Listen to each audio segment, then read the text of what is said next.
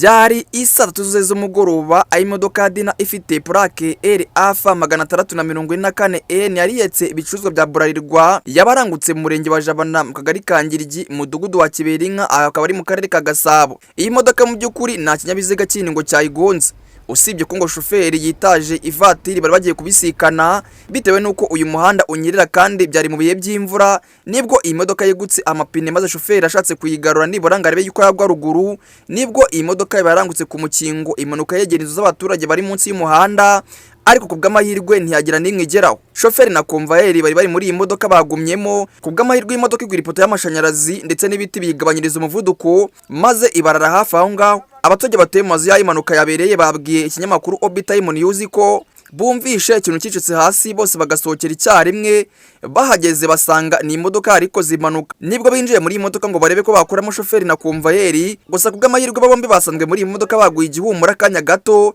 bakomeretse cyane ndetse no mu konvayeri we yari yamushinze icyuma hafi y'ugutwe. Ibicuruzwa byose bya Burarirwa byahise bimeneka harimo inzoga amaji n'amafanta ndetse n'imodoka ubwayirangirika bikomeye cyane gusa kubw'amahirwe bari bayitwaye bo bararokoka. Abaturage bare barayimanuka bere batubwiye yuko ikibazo kirimo gutuma imodoka zigwa hano hantu cyane ari ukubera ibikorwa remezo by'abashinwa byo kubaka uyu muhanda birimo kuba mu bihe by'imvura.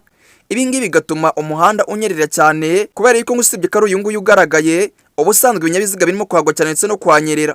Abaturage rero bakabemo barasaba batakambira leta ko baba hafi muri bino bihe byo kubaka uyu muhanda kubera yuko hari abaturage bafite impungenge yuko no kurwa ry'umuhanda rishobora kujya rigaragaramo impanuka ziturutse ku bunyerere bw'umuhanda cyane cyane muri bino bihe by'imvura. Abaturage bateye munsi y'imihanda bakabimo kuvuga yuko barara imitima ihagaze kubera kwikanga impanuka zishobora kubageraho mu gihe imodoka zinyereye zikabaranguka. Aho impanuka yabereye twavuye abarwayi bajyanwe kwa muganga igitaraganya mu gihe bimwe mu bicuruzwa byari bikiri bizima nabyo babikuye muri iyi modoka bakabishyira mu yindi modoka yari aho hafi bahise bazana. Nge ndacyari Obinayingini Obitime News mu karere ka Gasabo mu murenge wa Jabana. Obitime.